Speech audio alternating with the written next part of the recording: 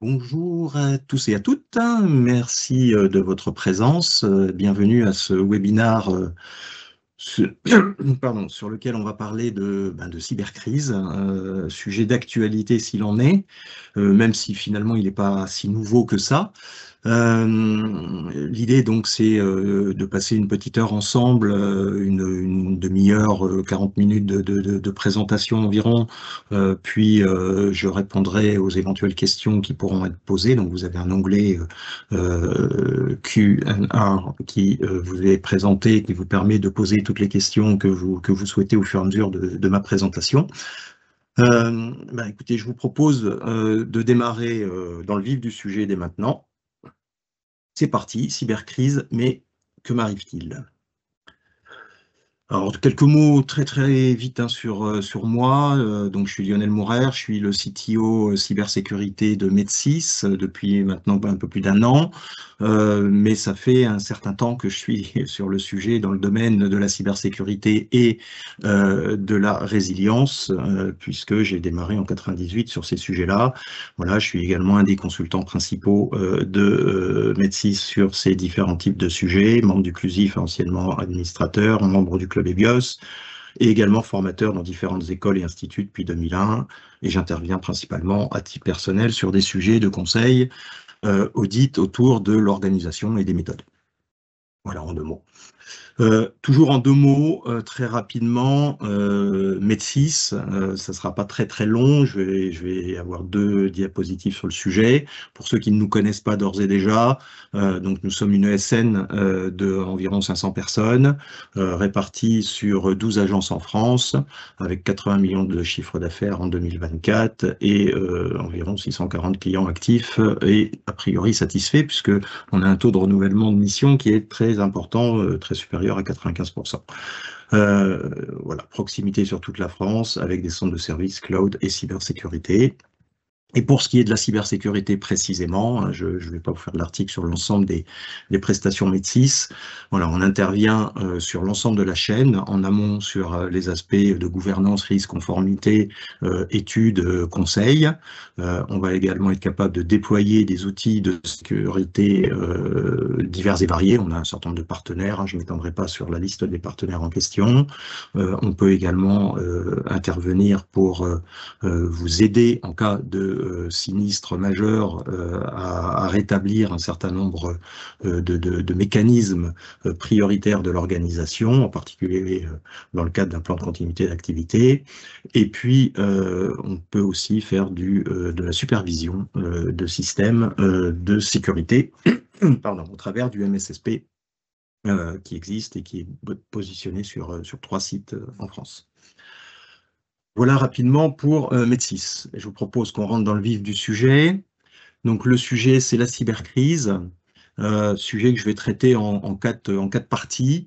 Une première partie, on va se poser la question de qu'est-ce qui peut provoquer une cybercrise. On va revenir sur quelques exemples, alors plus ou moins anciens et plus ou moins connus de cybercrise. En tout cas qui sont publics, hein, les événements non publics auxquels j'ai pu, moi, avoir accès, on ne pourra pas vous les présenter, on n'est que dans des sujets publics. Les conséquences d'une cybercrise, qu'est-ce que ça va amener en termes de conséquences, et derrière les réactions qui sont possibles, et comment on va pouvoir réagir de manière globale dans un premier temps, et puis de façon plus spécifique, la gestion d'une cybercrise en tant que telle. Allez, c'est parti. Donc, qu'est-ce qui peut provoquer une cybercrise? Quelques exemples. Alors, je vous l'ai dit, hein, on va revenir un peu dans le passé pour certaines, hein, mais c'est assez souvent intéressant, hein, le passé, ça montre des choses et on se rend compte, hein, dans l'expérience que l'on peut vivre aujourd'hui face à certains de nos clients ou certaines organisations qu'on peut accompagner, soit dans la mise en place d'un plan de gestion de crise, d'un plan de continuité d'activité, soit dans la réaction à un incident, à une crise majeure, il y a encore un certain nombre de choses qui se passent dans le passé et assez souvent, on est lié à des sujets qui vont faire que Les mises à jour, en particulier, les fameux patchs, ne sont pas toujours déployés de la bonne façon, dans les bonnes conditions, dans les bons délais. Et la majorité aujourd'hui des cyberattaques se positionnent quand même sur des vulnérabilités qui sont connues, reconnues, et souvent depuis plusieurs mois, voire dans certains cas plusieurs années. Alors en juin 2016, souvenez-vous, Saint-Gobain, en particulier deux de ses filiales, Point P et La Paire, qui ont été impactées pendant 4 jours de gestion de crise, 10 jours pour que l'activité reprenne complètement, et c'était NotPetya, un cryptolocker qui était passé par là. NotPetya, dans une présentation faite par le directeur général exécutif, Saint-Gobain a affiché clairement les choses en disant, ben voilà, ça nous a coûté 220 millions de chiffre d'affaires. Alors bien sûr, Saint-Gobain, c'est des dizaines de milliards de chiffre d'affaires, mais pour autant, 220 millions, c'est pas rien, et 80 millions de résultats, et c'est pas rien non plus. Et donc effectivement, la prise en compte du sinistre a été absolument évidente derrière ça. Et les évolutions en matière de cybersécurité, de prise en compte à la fois en amont pour éviter que le sinistre arrive, mais aussi en aval avec la continuité d'activité, ont été flagrantes chez Saint-Gobain et ses filiales. Je vous ai mis une petite liste aussi pour rappeler quelques noms: Stuxnet. Souvenez-vous, les centrifugeuses, pardon, en Iran, c'est pas facile à dire. Loki, WannaCry et NotPetya, voilà, tout un tas de cryptos qui ont laissé leurs traces et qu'on voit encore de temps en temps apparaître pour autant. En 2019, le CHU de Rouen qui se fait cyberattaquer. On verra quelques éléments sur les CHU juste après, d'une manière générale. Des serveurs chiffrés complètement, et puis vous voyez des affiches écrites à la main qui dit il n'y a plus de système informatique, et donc c'est compliqué de gérer, puisqu'aujourd'hui, même au sein des hôpitaux, le système d'information devient de plus en plus prégnant, prend de plus en plus de place. Donc retour à la normale après plusieurs jours et un dépôt de plainte posé sur ce sujet. Voilà, quelques éléments sur les hôpitaux justement, et pour rappeler, on est ici sur l'histoire Covid, avec un certain nombre de groupes de hackers qui avaient fait des belles annonces en disant mais il est évident qu'on va pas attaquer pendant le Covid, c'est quelque chose de trop lourd, de trop complexe, voilà, on va pas surajouter à la misère des gens. L'expérience a montré qu'il n'en était rien.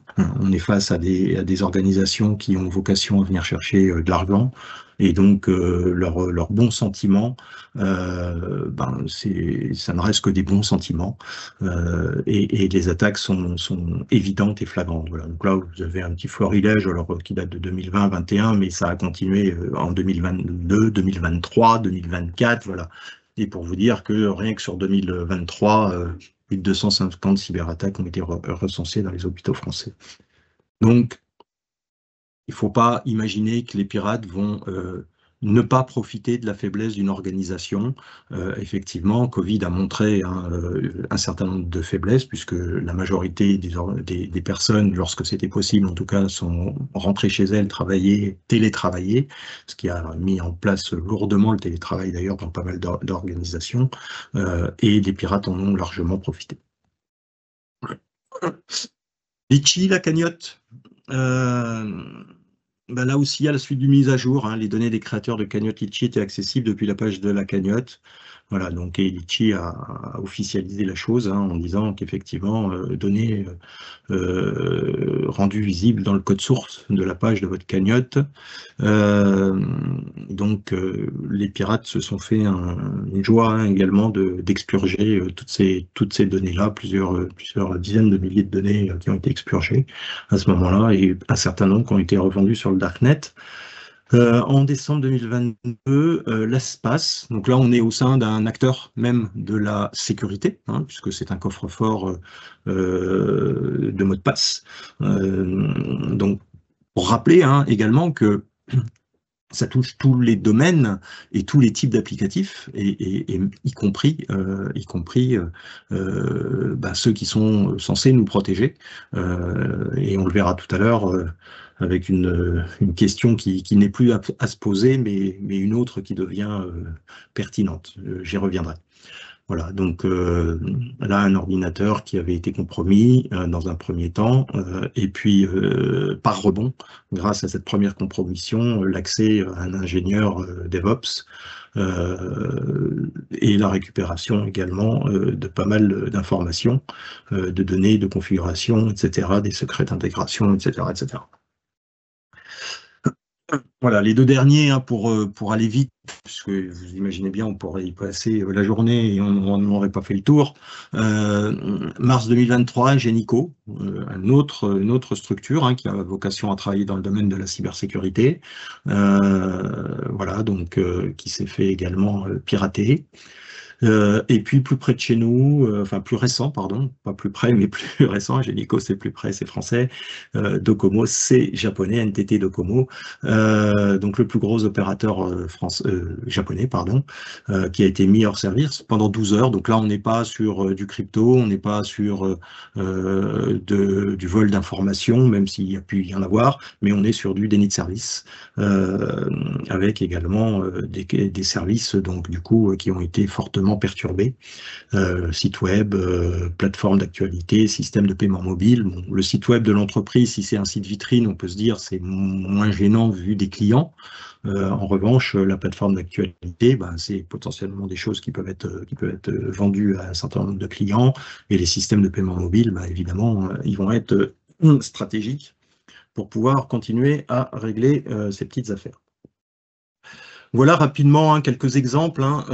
Donc aujourd'hui, il est évident que la question à se poser n'est plus est-ce que je vais finir par être attaqué. Alors attaqué, je suis tous les jours. Toutes les organisations ont des dizaines, des centaines, voire des milliers d'attaques au quotidien.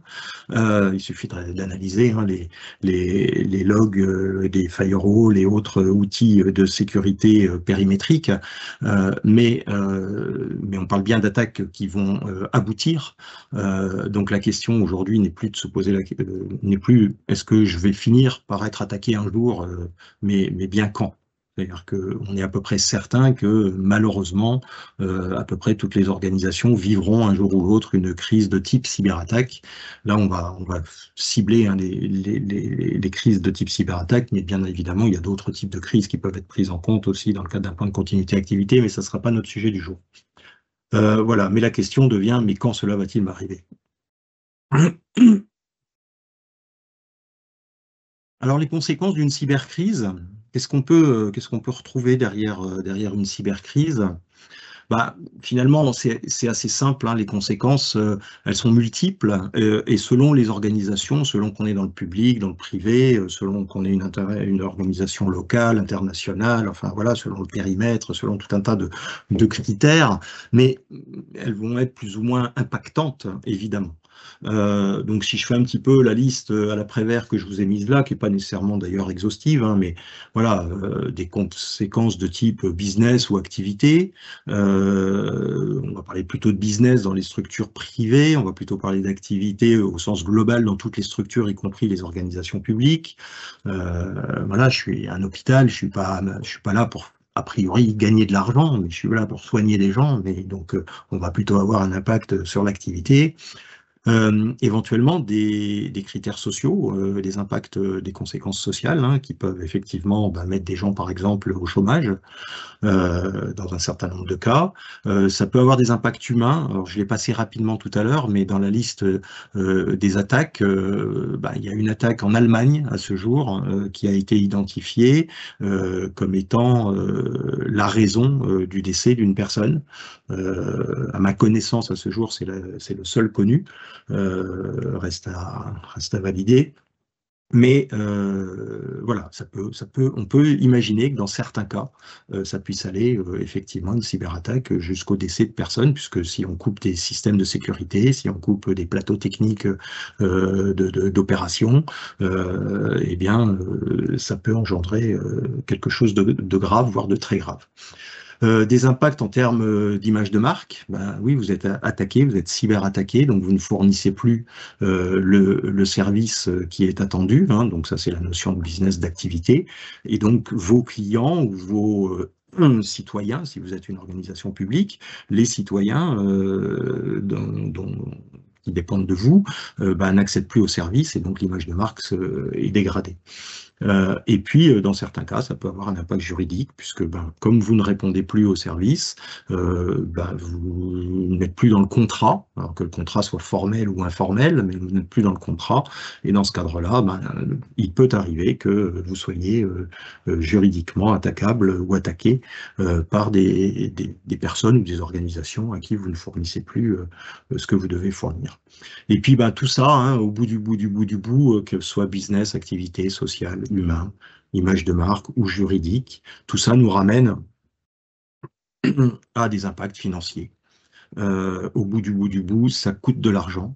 Ça coûte de l'argent la crise, la gestion de la crise elle-même. Ça coûte de l'argent le fait éventuellement de perdre des clients. Ça coûte de l'argent éventuellement le fait d'avoir des procès. Voilà, ça peut coûter de l'argent le fait de perdre des personnes, d'avoir un impact social, etc. D'avoir des démissions en masse ou ce genre de choses. Encore une fois, ce sont des choses un certain nombre d'organisations ont pu vivre suite à des cyberattaques. Alors face à ça, ben, on a deux façons hein, de traiter le problème, on va dire. La première, c'est peut-être, ben, on va l'adresser. Alors ça sera la suite de la présentation. On adresse le problème, alors on l'adresse en faisant de la gestion de crise, en faisant de la reprise d'activité, en faisant de la continuité d'activité, en faisant ce qu'on appelle de façon générique de la résilience. L'idée hein, de la résilience, c'est bien le sinistre est là maintenant, qu'est-ce que je fais? La sécurité de l'information, on va s'intéresser à éviter que le sinistre arrive et on gérera les incidents de sécurité. Et puis la résilience, c'est maintenant on est face à un sinistre lourd, hein, quelque chose de vraiment important, et on va devoir le gérer. Et puis l'autre option, celle qu'on préconise évidemment pas, hein, c'est on se met la tête dans le sable façon autruche, et on laisse faire, on tend le dos et on se dit que ça n'arrive qu'aux autres. Alors aujourd'hui, un certain nombre d'organisations hein, sont sur ce modèle. C'est évidemment pas ce qu'on préconise, mais c'est encore des choses qu'on peut voir. Typiquement, si on regarde l'étude MIPS 2020, donc menaces informatiques et pratiques de sécurité en France du CLUSIF, hein, une étude qui a été publiée jusqu'en 2020, on va retrouver un certain nombre d'indicateurs. Voilà, donc parmi les questions, donc questions posées aux entreprises de plus de 100 salariés, on leur demandait la gestion de la continuité d'activité dans votre entreprise couvre-t-elle les scénarios suivants. Donc vous avez les différents types de scénarios et on se rend compte que ben, globalement, on va retrouver, on va retrouver 14% qui n'ont aucun processus mis en place, 14% qui ne savent pas. Alors, il faut savoir qu'on s'adressait a priori aux personnes qui étaient censées savoir répondre, soit des RSSI, des RPCA ou équivalents, ou des DSI dans les plus petites structures qui n'ont pas nécessairement un RSSI ou un RPCA dédié. Donc 14 ne savent pas s'ils ont quelque chose. 14 affirment ne rien avoir. Donc ça fait quand même 28% qui, globalement, on peut imaginer que ceux qui ne savent pas, il y a peu de chances qu'il y ait quelque chose. Donc presque un tiers qui n'a rien. Et puis ensuite, on se rend compte que ben, globalement, les systèmes de gestion sont les mieux traités lorsqu'il existe quelque chose, pour à peu près 2 tiers d'entre eux, et l'indisponibilité du fournisseur essentiel étant la moins bien traitée. Voilà. Dans le monde industriel, c'était une question qui avait été aussi posée à l'époque, on se rend compte qu'il y avait quand même encore du boulot, puisqu'il y avait pas mal de choses qui n'étaient pas nécessairement faites, sachant qu'on est dans un monde un peu particulier. Hein. C'est sûr que si l'usine est cyberattaquée, ou elle brûle, hein, si on prend un autre exemple de sinistre, mais on va rester sur la cyberattaque. Si l'usine est cyberattaquée, ben, ça va poser un petit souci, évidemment, de remplacer l'usine en tant que telle. Et la gestion de crise dans votre entreprise comprend-elle? C'était une seconde question qui avait été posée. Une cellule de crise décisionnelle, opérationnelle, un processus d'escalade, une salle de gestion de crise équipée, pas de gestion de crise formalisée ou aucun dispositif. Ben là, on retrouve également hein, pas de gestion de crise formalisée, c'est les 2 x 14 de tout à l'heure, hein, 28% qui n'ont rien. Et puis, aucun dispositif pour ceux qui ont de la gestion de crise, mais qui n'est pas formalisée.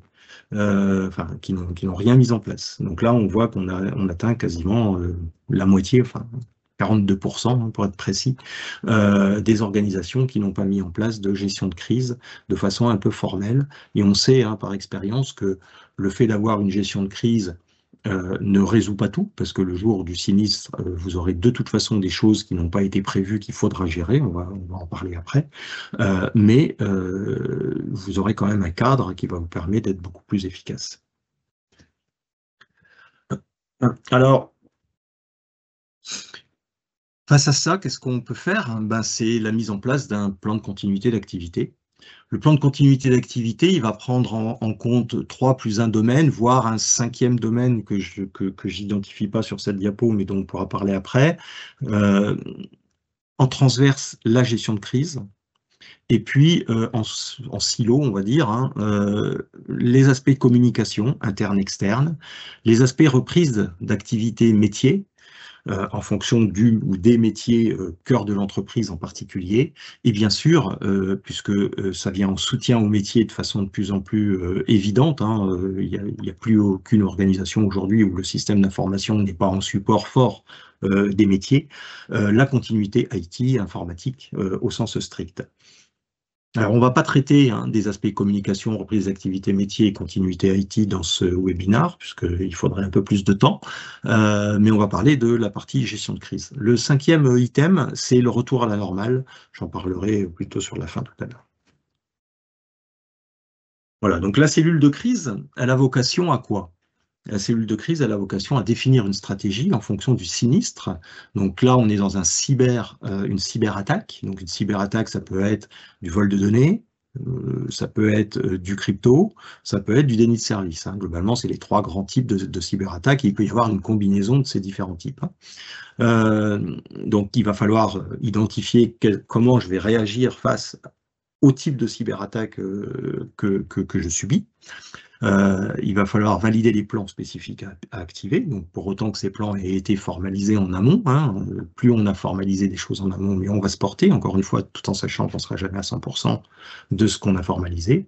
Il va falloir également faire un certain nombre donc d'arbitrages en temps réel, justement, en fonction des éléments qui vont remonter des différentes cellules opérationnelles qui, elles, vont intervenir, et valider la stratégie de retour à la normale.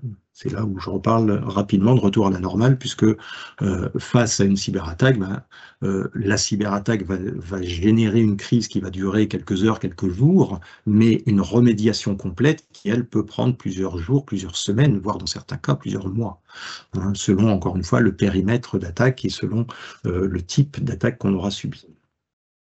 Voilà. Et un certain nombre de cellules de crise opérationnelles. Donc là, bon, on en a formalisé 3, mais c'est en fonction là aussi des organisations. Il peut y en avoir un certain nombre. Il y aura nécessairement des cellules IT, une ou plusieurs cellules IT pour intervenir sur le sujet. Alors, 4e partie, c'est la partie vraiment ciblée sur la cybercrise. Alors, la première chose, c'est il faut se poser quelques questions en amont sur les spécificités d'une attaque cyber. Parce qu'une attaque cyber, c'est pas comme un incendie, c'est pas comme une inondation, c'est pas comme une légionellose dans les climatiseurs, c'est pas, voilà, c'est un type de sinistre particulier. Les autres aussi, d'ailleurs, hein, le sont particuliers. Et qu'est-ce qu'il a de particulier? C'est quoi ses spécificités? Alors, parmi ces spécificités principales, on va retrouver en première intention, c'est quelque chose de moins visible. Généralement, le cyberattaquant va rentrer sur votre système d'information et éviter de se faire voir. Et puis, à un moment donné, il va déclencher la cyberattaque, soit le cryptolocker, soit le vol d'informations, soit éventuellement le déni de service. Mais sa première intention, ça va être d'être plutôt invisible avant de devenir visible, de façon explicite. Quand ça brûle, on le voit tout de suite.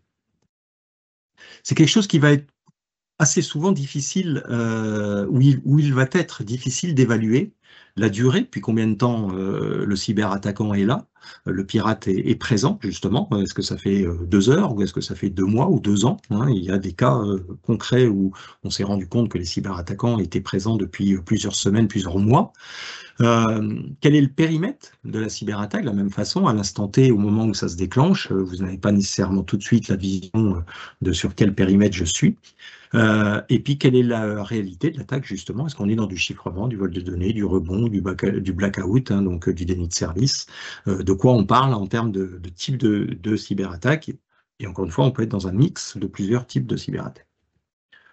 Ce qui est pas évident non plus, c'est le besoin qu'on va avoir des ressources informatiques un peu spécialisées dans la cyberattaque, puisque un informaticien qui fait très bien son boulot au quotidien, qui est un administrateur de bases de données, de systèmes, de réseaux, qui est un expert sur ces sujets-là, etc., n'est pas nécessairement rodé aux problématiques de cyberattaque. Donc, est-ce que je les ai en interne? Alors, dans les grands groupes aujourd'hui, c'est une évidence, hein.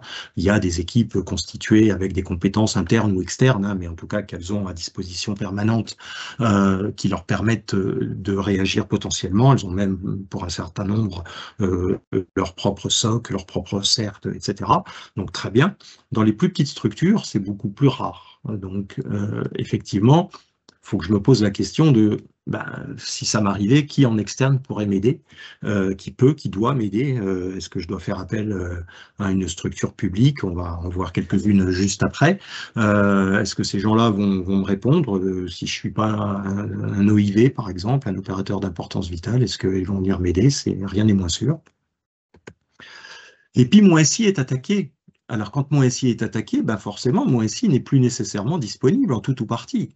Donc là où j'avais l'habitude d'utiliser mon SI pour réagir, par exemple, face à un incendie, face à une problématique X ou Y, en envoyant des messages, via la messagerie, via les messageries temps réel, eh bien, peut-être que je n'ai plus accès à ma messagerie, peut-être que je n'ai plus accès à ma messagerie temps réel, peut-être que je vais couper l'ensemble des flux parce que je ne sais pas encore où ça se situe, où ça se passe et comment ça se passe, et pour pas prendre de risque, à un moment donné, je vais tout bloquer.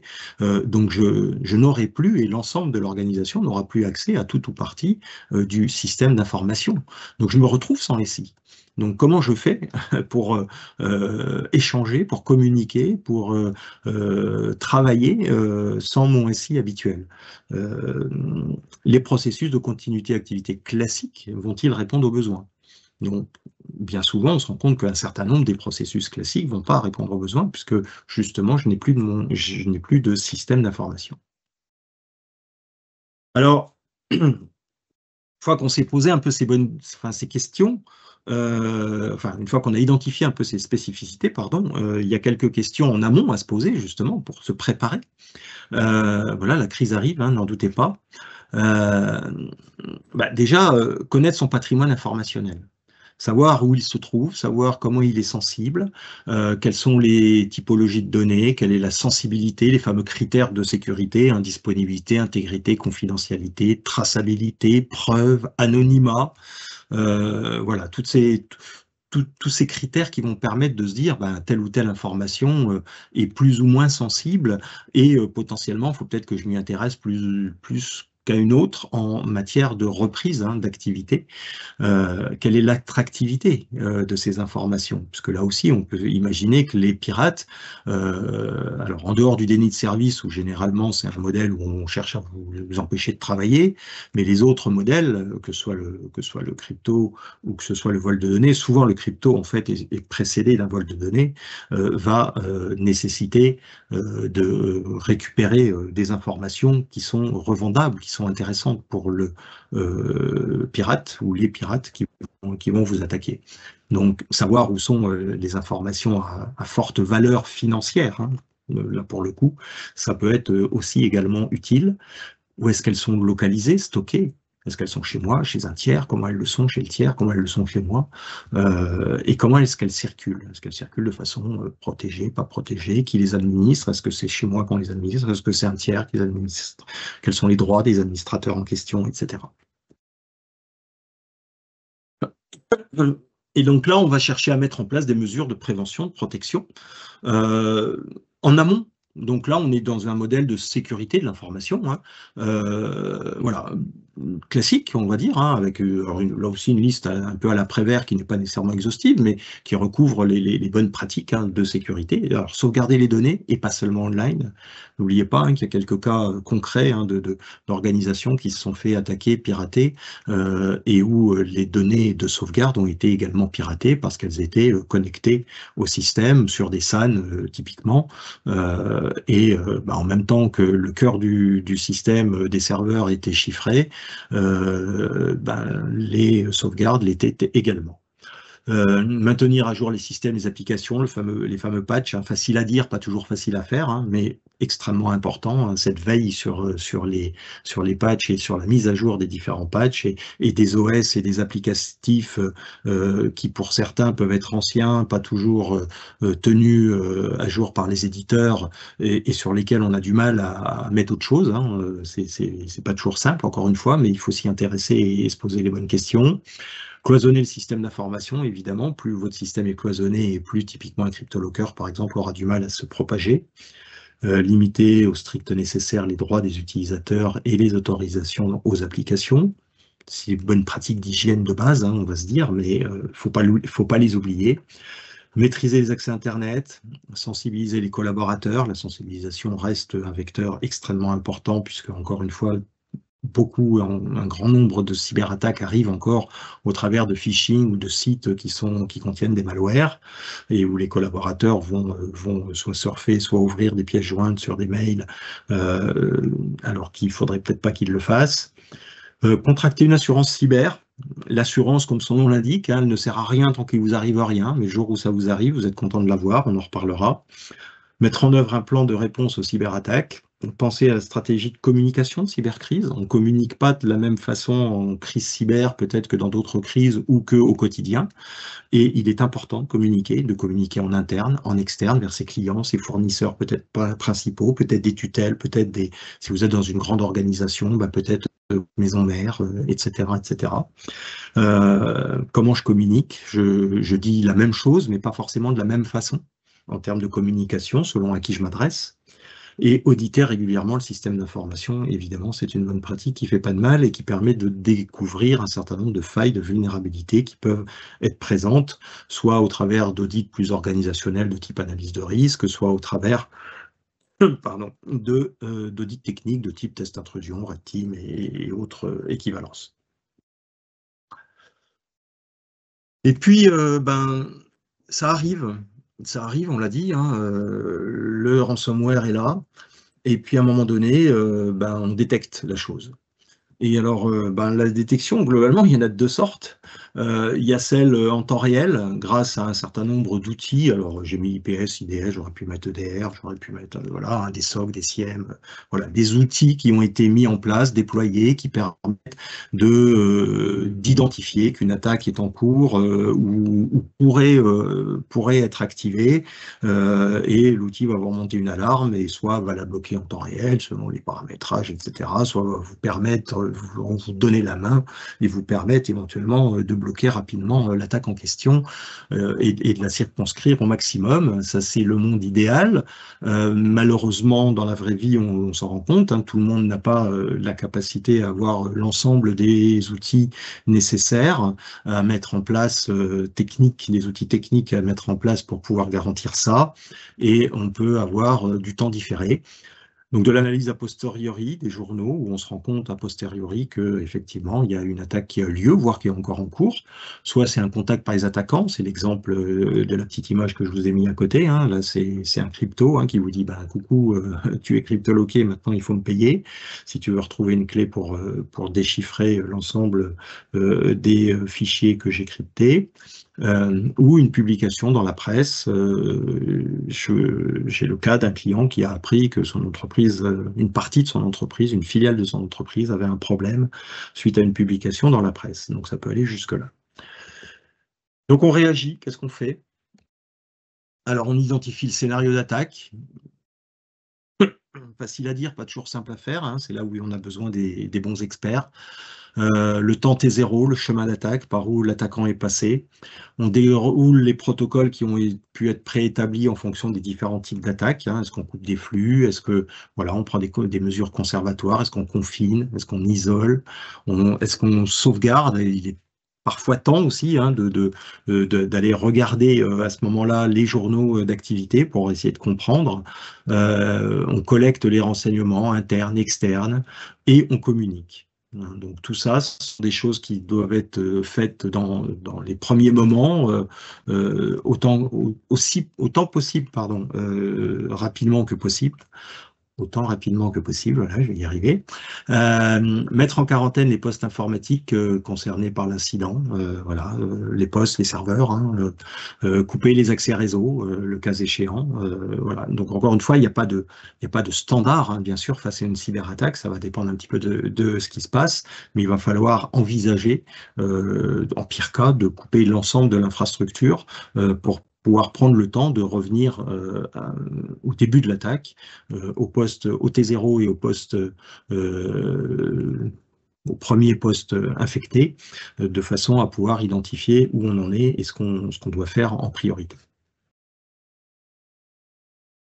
Ouais, un petit schéma que j'aime bien, que je remets souvent dans pas mal de mes présentations. Voilà, en cas de cyberattaque, casser la glace et arracher les câbles. Un certain nombre d'organisations qui peuvent ou pas aider. Je dis qui peuvent ou pas parce que ça dépend un petit peu de qui vous êtes en termes d'organisation. Est-ce que vous êtes un OIV ou pas? Si vous êtes un OIV, vous avez des chances que l'ANSSI vienne vous voir de toute façon. Enfin, faudra leur déclarer le fait d'être attaqué et ils viendront vous aider. Si vous n'êtes pas un OIV, c'est pas sûr qu'ils viennent. Ça va dépendre d'un certain nombre de critères, à la fois de leur disponibilité et de qui vous êtes malgré tout.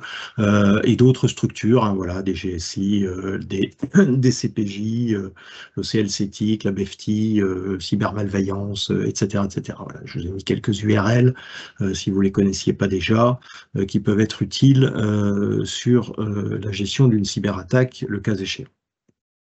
Allez chercher de l'aide. Donc l'assureur, si vous y avez souscrit, si vous avez une cyberattaque, les questionnaires assureurs en cas de cyberattaque, hein, en amont de la souscription sont souvent assez complets, hein, donc ils attendent déjà que vous ayez un niveau de maturité certain en matière de cybersécurité pour vous prendre en charge, hein, sinon ils le font pas. Et le jour de la cyberattaque, ils peuvent soit bêtement, j'allais dire, vous donner de l'argent pour gérer la chose, pour la perte de production, de services, etc., soit éventuellement vous envoyer des experts selon le type de contrat que vous avez fait.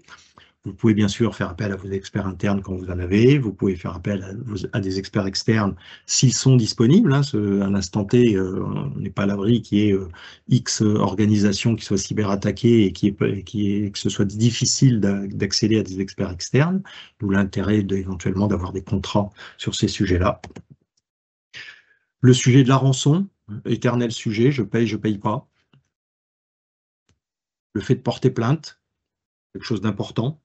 On encourage lourdement à porter plainte, même si encore certaines organisations aujourd'hui ne le font pas. C'est quelque chose de quand même très utile aussi pour se rendre compte un peu de la quantité des cyberattaques et de l'interaction que ça peut avoir avec l'écosystème. Et enfin, le rétablissement. Alors, la phase critique de la cyberattaque est passée. Et là, je reviens à la normale, à mon mode nominal originel, donc avec un certain nombre de restaurations. Alors, idéalement, avant de restaurer, je m'intéresse à est-ce que dans mes sauvegardes, je n'ai pas le CryptoLocker qui est à l'intérieur. Là aussi, hein, facile à dire, pas toujours facile à faire, mais ça fait partie des choses qu'il faudra vérifier, hein, corriger la vulnérabilité, vérifier l'absence de modification par le programme malveillant, faire en sorte qu'effectivement, ils ne soient pas dupliqués ailleurs, cachés un petit peu en mode sournois, et puis qu'ils reviennent 2 semaines après. Restaurer les systèmes, Ça peut prendre effectivement beaucoup, beaucoup de temps. Dans certains cas, plusieurs semaines, hein, voire plusieurs mois. Changer les mots de passe, c'est une bonne pratique qui fait pas trop de mal après une cyberattaque, même si c'est pas toujours simple à faire et un peu complexe si on en a pas mal, mais quelque chose aussi qui est une très très bonne pratique. Et puis un peu plus tard, mais pas trop tard, formaliser un retour d'expérience, hein, faire un rétex pour être capable de se dire, ben voilà ce qui m'est arrivé, voilà ce qu'on a bien fait, ce qu'on a moins bien fait, voilà ce qu'on aurait pu faire, etc. pour apprendre hein, toujours hein, de la cyberattaque le cas échéant. Et en attendant que la cyberattaque arrive, et encore une fois, on ne se le souhaite pas, mais je reste persuadé qu'un jour ou l'autre, elle finit par arriver, bah, s'entraîner. Voilà, s'entraîner pour mieux réagir avec des exercices de simulation de crise, simulation d'attaque cyber, entraînement des experts sur des plateformes ou des exercices de simulation de cybercrise, entraînement de la cellule de crise. Voilà, je voulais en finir juste pour vous rappeler, on n'est pas dans la cyberattaque, mais c'est des virus quand même. Le corona, celui-là, je pense que tout le monde s'en rappelle. À côté, il est peut-être moins connu, mais c'est celui de la grippe. Voilà, elles sont toujours là, donc attention aux uns et aux autres et prenez soin de vous. J'en ai fini avec ma présentation. Je ne sais pas s'il y a des questions-réponses. Alors, Daniel nous demande, lors d'une attaque, on conseille de débrancher l'ordinateur du réseau et de retirer la prise électrique pour garder une trace de l'attaque. Vous êtes d'accord? Alors, comment dire, c'est pas un absolu. L'idée de garder une trace de l'attaque, c'est toujours un peu le problème du forensique, hein, c'est d'aller rechercher a posteriori. Alors le posteriori peut être plus ou moins long, ça peut être assez rapidement comprendre déjà comment s'est passée l'attaque, mais ça peut être vraiment a posteriori, quelques heures, jours, voire semaines plus tard, de voir comment s'est produit l'attaque. Le problème de mettre des PC de côté ou des serveurs de côté, c'est qu'il faut en avoir d'autres. Donc là aussi, c'est évident dans certaines organisations de le faire. Ça l'est pas du tout dans d'autres. Donc, encore une fois, on est dans des cas qu'on va traiter au cas par cas. Il n'y a pas de réponse absolue sur le fait de débrancher une machine et de la garder de côté jusqu'à ce qu'on ait le temps de l'analyser. Parce que ben, si vous en avez une autre à mettre à la place, c'est très bien. Si vous n'en avez pas d'autre, ben, à un moment donné, il va falloir rendre la main à vos utilisateurs et donc on va éraser toutes les machines et on va réinstaller des machines et on n'aura pas nécessairement la capacité de récupérer ce qu'il y avait dessus. Ou alors on essaye de faire des copies bit à bit des disques durs, par exemple. C'est aussi des choses qui se font, dans certains cas même avec un huissier de justice, par exemple, pour justement conserver une trace au sens juridique du terme. Voilà, il y a plein d'options en fait. Hein. Oui, déconnecter pour éviter que l'attaque ne se propage. Donc ça, c'est assez classique. Pour ce qui est du forensique, c'est vraiment à regarder au cas par cas. Certaines organisations, c'est ultra important pour elles, d'autres s'en fichent complètement, puisque leur priorité, c'est elles n'ont pas les moyens de garder X serveurs et ou PC de côté qui vont attendre qu'on aille les regarder de près. Elles ont besoin de bosser rapidement et donc elles vont réécraser tout le plus vite possible pour redémarrer. Bien. Ben, il me reste à vous souhaiter une bonne fin de journée, un bon appétit. Merci d'avoir été présent. Et puis, ben, Metsi, c'est à votre service hein, pour vous accompagner dans la formalisation de votre plan de continuité d'activité, de votre plan de gestion de crise, le cas échéant dans un soutien en cas de cyberattaque ou de crise majeure, quelle qu'elle soit, en temps réel. Voilà, on est là. Bien, merci beaucoup. Bonne continuation.